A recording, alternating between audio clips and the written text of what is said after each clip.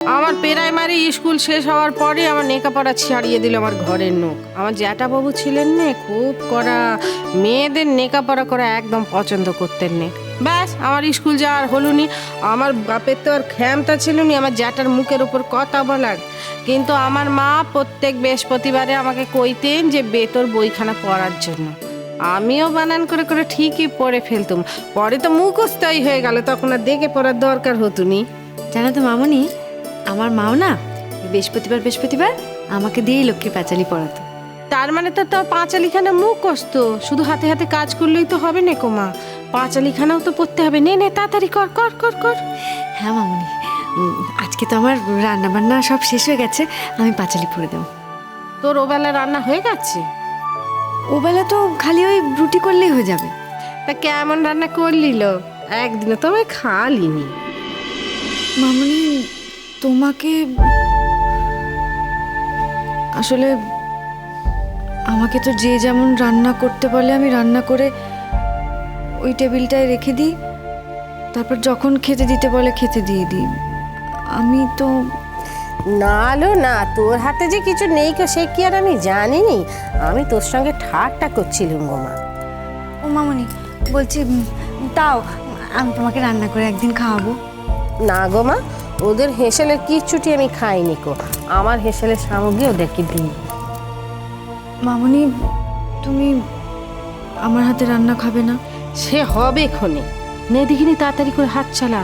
তোর শাউরি যদি এসে দেখে তোকে দিয়ে পুজোর কাজ করাচ্ছি, তাহলে একদম মুখ ফুলে ঢোল হয়ে যাবে। তুই হলে গিয়ে ঘরের নকি, তোকে পুজোর কাজ শেখাবো নি? একদিন তো এই পুজো তোকেই হাতে করে নিতে হবে, কি বল মা? আচ্ছা মামনি বল। বলছি, তুমি আমাদের চারডোবা গ্রামে কোথায় থাকতে, মানে কোন পাড়ায়? ওই যে বামুন পাড়ায় জমিদার বাড়ি, ওটাই হলো গিয়ে আমাদের বাড়ি। এখন তো ভেঙে চুরে একসা হয়ে গেছে, কেউ তো আর থাকে না। কোন চুলো থেকে থাকবে, সবই তো মরে ভেজে গেছে। আর যে ছেলে পুলে কটা আছে সে তো হেতা হোতা এদিক ওদিক চলে এসেছে। মামনি, তুমি ওই চারডোবার জমিদার বাড়ির মেয়ে? তাতে কি হলো মা?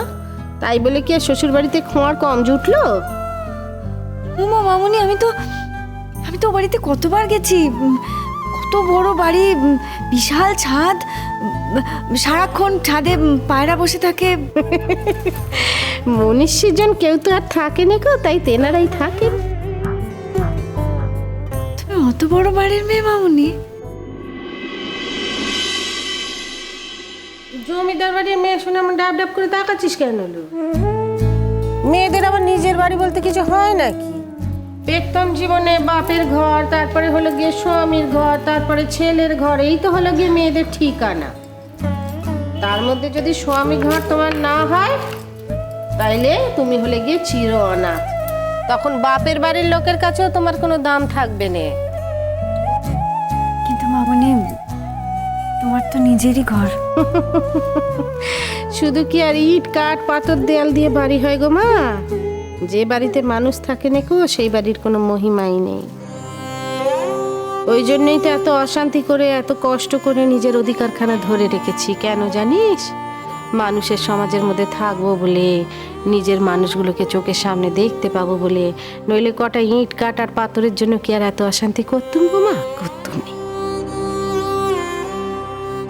যাকে তাড়াতাড়ি করে হাত চালা, তোর হলো? হ্যাঁ, এই তো মামনি, ফল কাটাগুলো হয়ে গেছে। হ্যালো, তোর স্বামী নাকি তোকে ফোন করেছিল? পরে তোর সঙ্গে কথা হয়েছে? আসলে ওটা আমার বন্ধু নয়, বান্ধব। হয়েছে। তা কি কথা কইলো? কবে আসছে সে? হ্যাঁ, কেন ফোন করেছিল? বউ কেমন আছে সেটা জানতে তো? না, একটা অন্য কথা বলতে। আজ ফিরবেন বলেছে।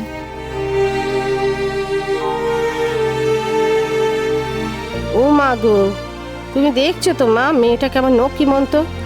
ওর সংসারখানা ঠিক করে দাও না মা। আমার মতো দুঃখী করে ওকে রেখুনি মা গো।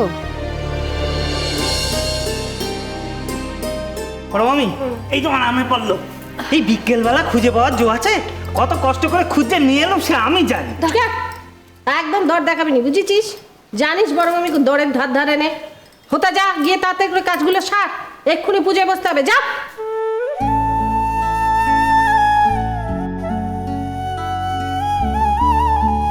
কাকন, কাকন, আরে কোথায় গেলে বলো? এই তো তুমি।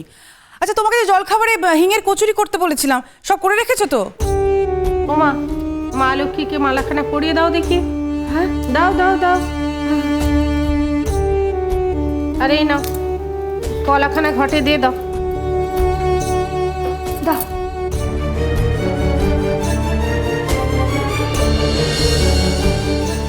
আজ যে কি কেসটা ও খাবে না, ও বুঝতেও পারছে না।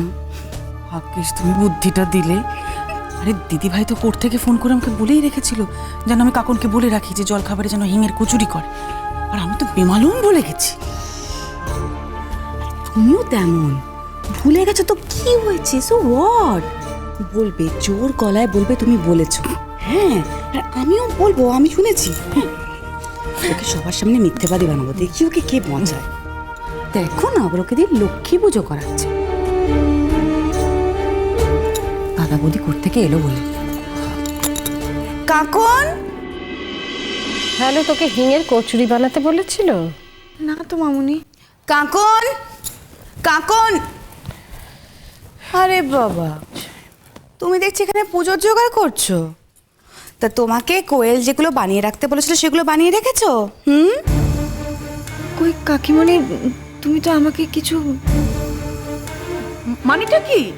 তোমাকে আমি পই পই করে বলে রাখলাম দাদা দিদি ভাই আজকে জলখাবারে হিঙের কচুরি, আলুর দম, সিমের পাশ খাবে বলেছে, বানিয়ে রাখতে বলেছে।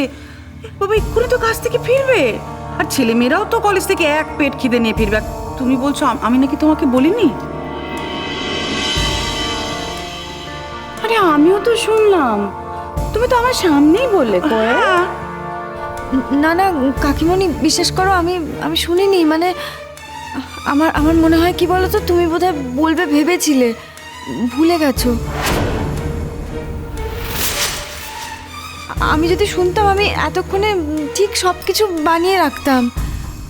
তোমরা আজকে আমাকে মানে কিছুই রান্নার কথা বলনি বলে আমি তো নিজে নিজেই মানে ওই নিজের মন থেকেই পাউরুটি পুর দিয়ে পান্তুয়া আর সিঙ্গারা বানিয়ে রেখেছি। মানে সিঙ্গারাটা ওই সবাই এলে গরম গরম ভেজে দেবো সেটা ভেবেই।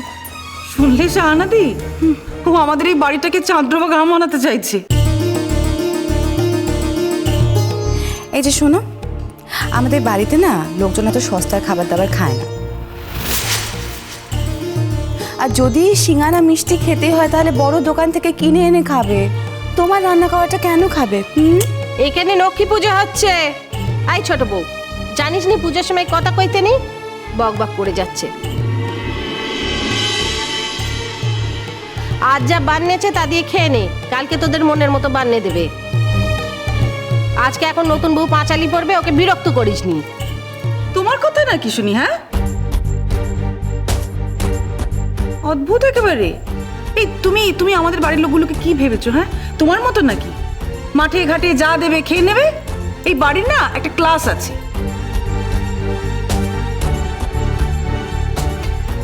এই যে মেয়ে, ওঠো।